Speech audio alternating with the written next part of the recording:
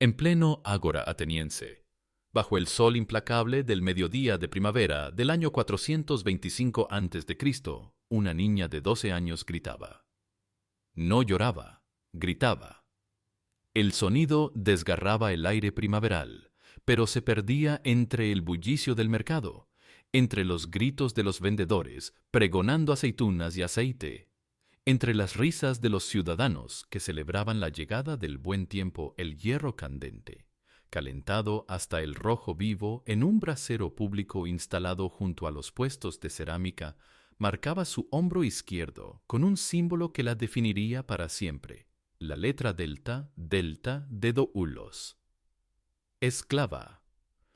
El funcionario encargado del marcaje, un astínomos de mediana edad con túnica impecable, sostenía el hierro con la precisión de quien ha realizado este procedimiento miles de veces.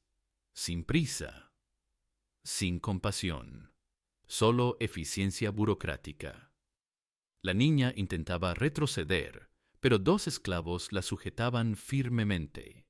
Sus manos pequeñas arañaban el aire, buscando algo, cualquier cosa a la que aferrarse. No había nada.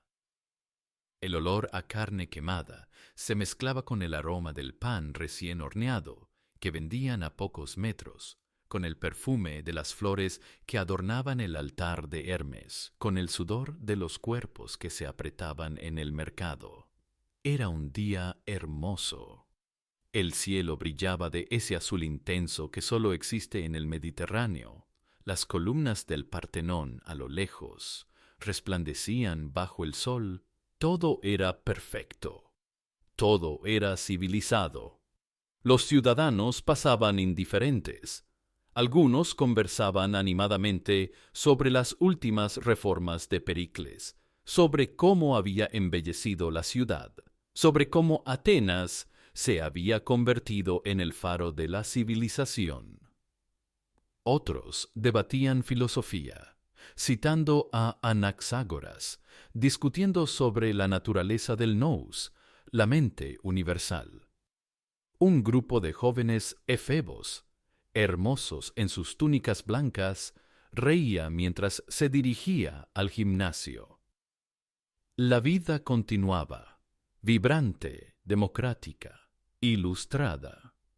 A metros de distancia, en las columnatas del Stoa Poikile, el pórtico pintado donde los filósofos se reunían, se escuchaban fragmentos de conversación sobre dignidad humana y justicia. Alguien mencionaba a Sócrates. Alguien más citaba un verso de Eurípides. El aire olía a civilización, a progreso, a gloria. Pero nadie miraba a la niña. Nadie preguntaba su nombre. Nadie quería saber de dónde venía. Nadie se preguntaba si tenía madre, si había llorado al ser arrancada de su casa, si entendía qué le estaba sucediendo. Porque su cuerpo ya no era humano, era mercancía, era propiedad del Estado ateniense, era un instrumento económico necesario para el funcionamiento de la democracia. Y Atenas, la cuna de la civilización occidental, la ciudad de Pericles y Sófocles, la democracia que el mundo estudiaría durante milenios como modelo de libertad y dignidad humana, había decidido que así debía ser. Dicen que el cuerpo no miente, y el cuerpo de aquella niña, con su marca fresca sangrando bajo el sol, contaba una historia que ningún filósofo quiso escribir. Para entender cómo llegó hasta ahí, hay que volver atrás, mucho más atrás, al momento exacto en que la democracia nació del comercio de carne humana. El año 594 a.C. marcó un antes y un después en la historia de Occidente. Era una época de crisis en Atenas. Los pequeños campesinos se hundían en deudas impagables. Los prestamistas ricos habían convertido a ciudadanos libres en esclavos por impago. La desigualdad amenazaba con destruir la cohesión social. La ciudad estaba al borde de la guerra civil. dividida entre aristócratas poderosos y campesinos desesperados. Entonces apareció Solón, poeta, comerciante, legislador, un hombre de reputación impecable, elegido arconte con poderes extraordinarios para reformar la ciudad y salvarla del caos. Y Solón promulgó la Seisachtheia, la sacudida de cargas, cancelando las deudas que habían esclavizado a ciudadanos atenienses. Liberó a quienes habían sido vendidos como esclavos por impago. Prohibió que ciudadanos atenienses pudieran ser esclavizados por deudas en el futuro. Estableció tribunales populares donde ciudadanos comunes podían apelar decisiones aristocráticas. Creó un sistema de clases basado en riqueza en lugar de nacimiento. Reformó la Bulé, el consejo que proponía leyes. Sentó las bases institucionales de lo que, un siglo después, bajo Clístenes y Pericles, se convertiría en la primera democracia del mundo conocido. Los historiadores posteriores lo venerarían. Plutarco escribiría su biografía exaltando su sabiduría. Los atenienses lo incluirían entre los 7 sabios de Grecia. Su nombre se convertiría en sinónimo de justicia ilustrada, de reforma equilibrada, de estadista prudente que supo navegar entre extremos. Pero había otro lado en esas reformas, uno que Plutarco mencionó brevemente, uno que Ateneo, el erudito del siglo II después de Cristo, describiría con más detalle, uno que la historia occidental prefiere susurrar incómoda cuando celebra el milagro griego. Entre las leyes de digesto que Solón promulgó había una cláusula específica, una innovación que cambiaría para siempre la estructura económica y moral de Atenas. Una decisión que demostraba que la liberación de unos requería la esclavitud absoluta de otros. Solón estableció la legalización y sistematización de la prostitución estatal, no como un mal necesario tolerado en las sombras, no como un vicio privado que el Estado ignoraba, sino como un pilar económico oficial, regulado, administrado y gravado por el gobierno. Compró niñas con fondos públicos, cientos de ellas. Algunas tenían 7 años, otras 10, otras 12. Las instaló en edificios específicos construidos con presupuesto estatal. Estableció precios fijos según categorías. Creó un sistema de impuestos que gravaba tanto a las esclavas como a sus propietarios.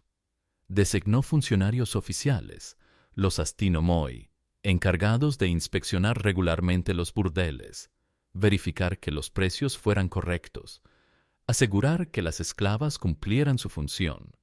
No era un sistema improvisado, era burocracia, era administración pública, era política de Estado, y funcionaba. Ateneo, siglos después, transcribiría las palabras con las que un poeta del siglo IV a.C. celebraba esta innovación de Solón. Tú, Solón, tú que has hecho una ley de utilidad pública. Porque fuiste el primero, se dice, en comprender la necesidad de esta institución democrática y bienhechora, Zeus sea mi testigo. Nuestra polis rebosa de hombres pobres a los que la naturaleza obliga duramente a buscar el placer sexual y se perderán por caminos nefastos si no actuamos. Para ellos has comprado y, después instalado en diversos lugares, a mujeres bien equipadas y muy dispuestas, desnudas y listas para todos. Mujeres bien equipadas. Como herramientas en un taller, como objetos funcionales para el mantenimiento del orden social, como válvulas de escape para la libido masculina que, de otro modo, podría amenazar a las esposas y hijas de ciudadanos. El razonamiento era impecable desde cierta lógica. Si los hombres jóvenes, pobres, sin recursos para casarse, buscaban satisfacción sexual, podían violar a mujeres libres, lo que destruiría el orden social. O podían cometer actos contra natura, la homosexualidad entre adultos o la pederastia no ritualizada, que la ley griega condenaba cuando salía de ciertos marcos socialmente aceptados. Pero si el Estado proporcionaba cuerpos esclavos, legales, baratos, accesibles, el problema se resolvía. Era, en palabras del poeta citado por Ateneo, democrático, porque democratizaba el acceso sexual. Los ricos siempre habían tenido concubinas, hetairas educadas, esclavas domésticas. Ahora los pobres también podían tener acceso a cuerpos femeninos. Era igualdad. Era justicia distributiva aplicada al placer. Y la democracia ateniense, aquella que el mundo estudiaría durante milenios como modelo de libertad y dignidad, se construyó literalmente sobre este principio, sobre la idea de que algunos cuerpos podían ser comprados con fondos públicos, marcados con hierros estatales, clasificados por funcionarios oficiales y usados por ciudadanos libres, para que la libertad de esos ciudadanos no amenazara el orden social. La libertad de unos se sostenía sobre la esclavitud absoluta de otros. La dignidad democrática del ciudadano ateniense requería la deshumanización sistemática de miles de niñas sin ciudadanía, sin voz, sin derechos, sin nombre. No era una contradicción, era el fundamento mismo del sistema. No todas llegaban de la misma forma. Algunas nacían ya condenadas, hijas de esclavas en los burdeles, destinadas desde el primer aliento a repetir el destino materno. Otras eran capturadas en las constantes guerras que Atenas libraba por el control del Egeo, niñas tracias, persas, egipcias, arrancadas de sus hogares y vendidas en los mercados del Pireo, y otras, las más desgarradoras, eran vendidas por sus propias familias, campesinos arruinados que elegían entre ver morir de hambre a todos sus hijos o sacrificar a una. Una vez adquiridas, comenzaba el proceso. Primero, el ergasterion, el taller de clasificación. Allí, hombres con tablillas de cera examinaban a las niñas como quien evalúa ganado medían. Pesaban, inspeccionaban dientes, piel, cabellos. Las clasificaban por edad, apariencia, procedencia. Asignaban valores. Las más jóvenes y consideradas atractivas serían destinadas a simposios de élite, las mayores o menos agraciadas, a los burdeles del puerto. Las deformes o enfermas, a los niveles más bajos, donde el precio era menor que una copa de vino. Y luego venía el marcaje. El hierro candente, calentado en braseros públicos, grababa en la piel el símbolo de propiedad. Algunas eran marcadas en el hombro, otras en la frente, otras en el muslo. La ubicación dependía del propietario y del destino asignado. El dolor era parte del ritual, no un efecto secundario. Era la forma en que el Estado ateniense convertía a una persona en cosa. Las pornai, como se las llamaba, eran entonces inscritas en registros oficiales. Pagaban impuestos. Sus propietarios también. Existían funcionarios específicos, los astinomoi, encargados de inspeccionar regularmente los burdeles, verificar que los precios fueran correctos y asegurar que las esclavas no intentaran escapar. El sistema no era caótico, era meticuloso, burocrático, legal y extraordinariamente lucrativo. Los números no mienten. En el siglo IV a.C., en pleno apogeo de la democracia ateniense, había más de 8.000 esclavas sexuales trabajando solo en el puerto del Pireo. En toda el Ática, la cifra se estimaba entre 20.000 y 30.000. Una ciudad de aproximadamente 300.000 habitantes sostenía una industria de esclavitud sexual masiva. Y esta industria no era marginal, era central. Los impuestos recaudados del comercio sexual representaban entre 15% y 20% de los ingresos totales del Estado ateniense. Ese dinero financiaba todo lo que hoy admiramos de la Grecia clásica. Cada columna del Partenón, cada escultura de Fidias, cada obra representada en el teatro de Dioniso, cada festival religioso, cada escuela filosófica. Cuando Pericles pronunciaba sus discursos sobre la grandeza de Atenas, sobre la democracia como gobierno del pueblo, sobre la dignidad del ciudadano libre, estaba parado en un edificio construido con el dinero generado por la violación sistemática de miles de niñas.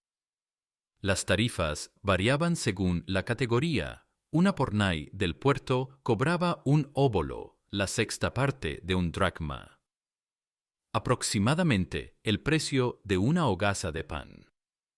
Un obrero ganaba entre 1 y 2 dracmas al día. Con medio dracma, una familia pobre podía vivir holgadamente. Con un óbolo, un hombre podía alquilar el cuerpo de una niña durante 1 hora. Las de categoría media, instaladas en burdeles mejores, cobraban entre 2 y 5 dracmas. Las hetairas de élite, aquellas que habían logrado cierta educación y acceso a círculos aristocráticos, podían cobrar hasta 100 dracmas por noche, aunque técnicamente ya no eran consideradas esclavas en el sentido estricto. Pero la inmensa mayoría, el 90% de las mujeres en prostitución, eran esclavas sin nombre, que atendían a decenas de hombres al día por el precio de una comida. Su cuerpo no les pertenecía, nunca les perteneció. El Estado ateniense, aquella democracia idealizada, había decidido que algunos seres humanos podían ser reducidos a orificios tabulados, categorizados, tasados. Y mientras tanto, a pocos metros, en el ágora, Sócrates enseñaba sobre virtud.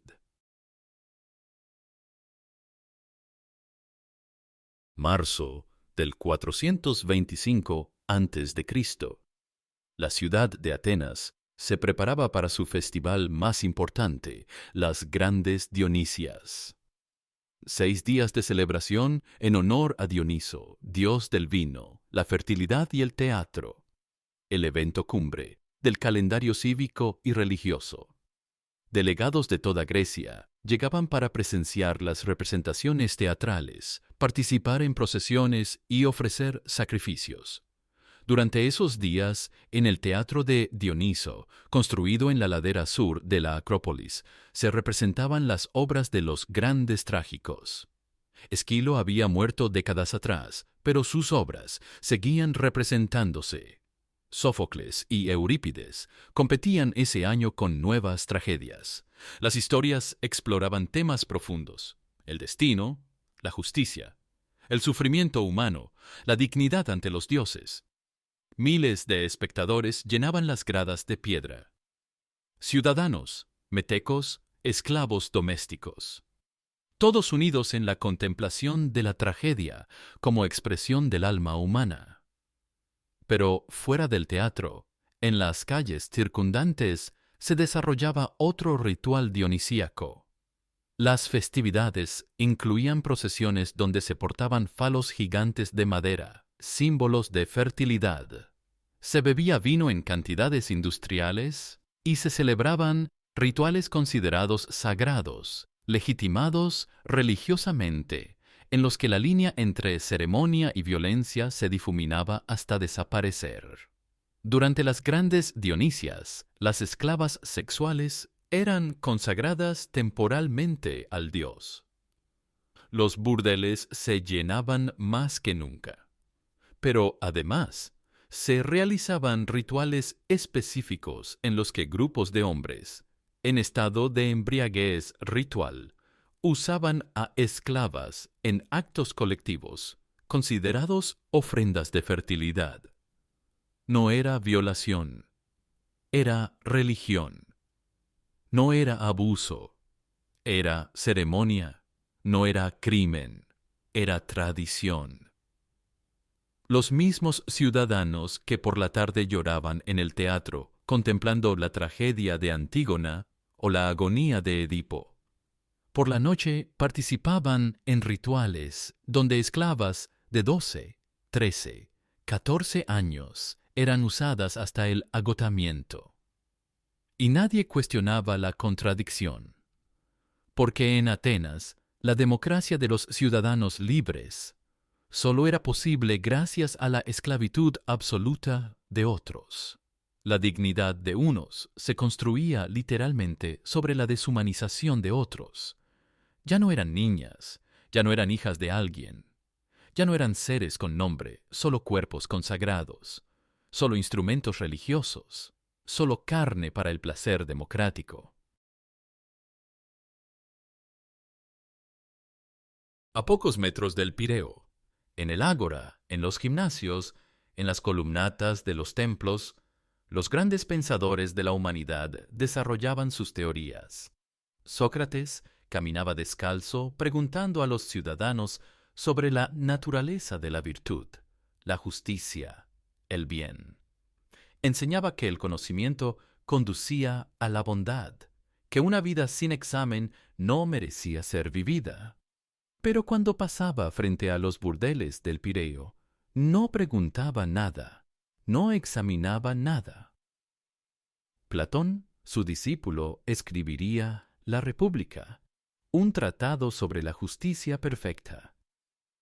En su ciudad ideal mantenía la esclavitud.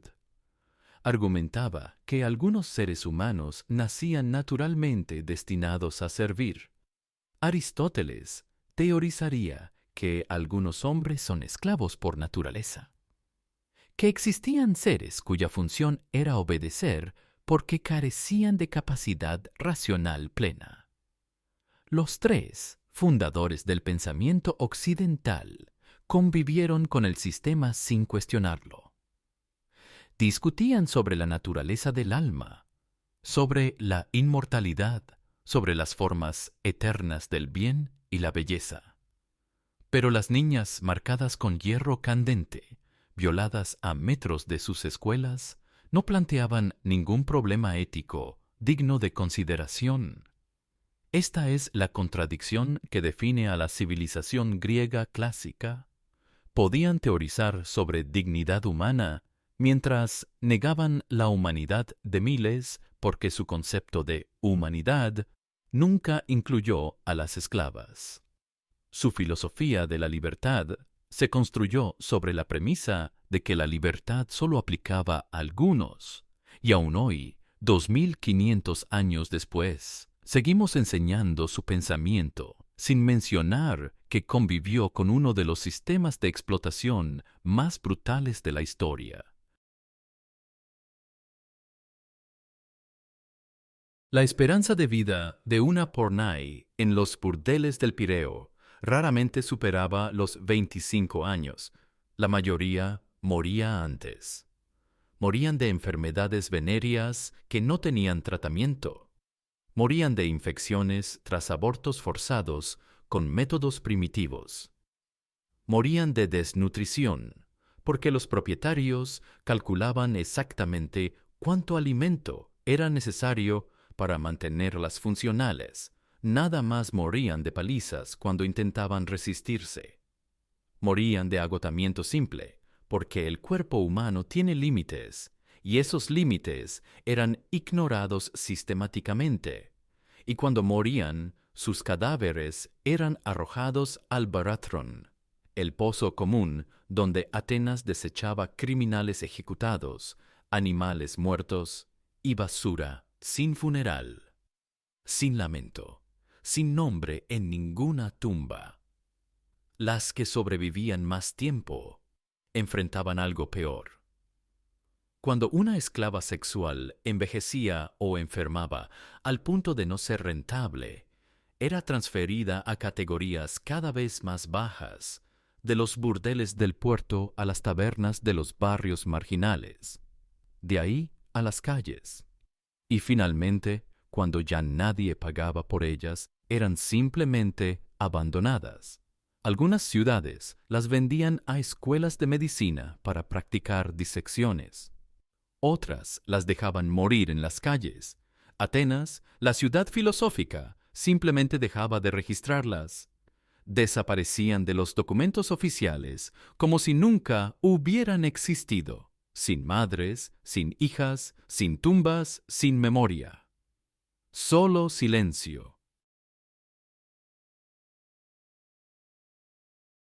El 15 de marzo de cada año, millones de turistas visitan la Acrópolis de Atenas. Suben por la ladera sur, la misma donde se levantó el teatro de Dioniso, contemplan el Partenón, admirando la perfección de sus proporciones, la armonía de sus columnas dóricas y la precisión matemática de su diseño. Los guías turísticos explican que fue construido entre 447 y 432 a.C., durante el gobierno de Péricles, en el apogeo de la democracia ateniense. Hablan de Fidias, el escultor, de la estatua monumental de Atenea Partenos, recubierta de oro y marfil, y de cómo representaba el triunfo de la razón y de la civilización, pero casi nadie menciona cómo se financió. Pocas veces se explica que una parte significativa de los recursos provino de impuestos generados por actividades de explotación humana, que cada bloque de mármol tiene detrás una historia silenciosa. El mármol blanco brilla con pureza, pero también encubre lo que no se quiso registrar. Esta es la parte del milagro griego que raramente se enseña. La verdad que se omite cuando se presenta la filosofía clásica como cimiento del pensamiento occidental. La contradicción que se evita al idealizar la democracia ateniense, porque reconocerla implicaría formular preguntas incómodas. ¿Cuántos de nuestros logros actuales se sostienen sobre desigualdades invisibles? ¿Qué formas de explotación aceptamos hoy por conveniencia?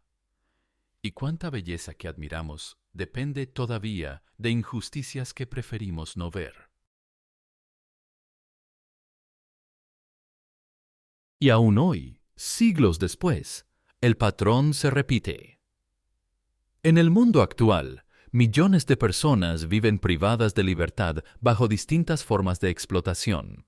Las redes ilegales que comercian con cuerpos y voluntades mueven fortunas mientras la sociedad mira hacia otro lado. Niñas y mujeres siguen siendo tratadas como objetos, aunque los métodos hayan cambiado. Seguimos construyendo progreso sobre el sufrimiento invisible. Seguimos admirando logros culturales sin preguntarnos su costo humano. Seguimos celebrando libertades que existen solo porque otros fueron privados de ellas. La democracia ateniense fue una idea revolucionaria. La filosofía griega transformó el pensamiento humano. El arte helénico estableció estándares de belleza que aún perduran. Pero todo aquello coexistió con un sistema que negaba la dignidad a miles de personas, especialmente mujeres, cuya existencia quedó fuera de la historia oficial. Ellas no tuvieron voz en el ágora. No escribieron tratados, no fueron homenajeadas con estatuas. Sin embargo, su esfuerzo silencioso sostuvo el esplendor de una civilización que hablaba de justicia mientras practicaba la desigualdad. Así nació el mundo que hoy llamamos occidental, no sólo con mármol y sabiduría, sino también con silencio y contradicción. Así fueron borradas las víctimas, no con violencia, sino con olvido. Y así se perpetúa la hipocresía, admirando la belleza sin mirar la sombra que la sostiene. Si este texto te incomoda, compártelo, porque sólo cuando reconocemos las contradicciones del pasado podemos comenzar a comprender las del presente, porque cada templo tiene su sombra, y en esa sombra aún hay quienes pagan el precio de la luz.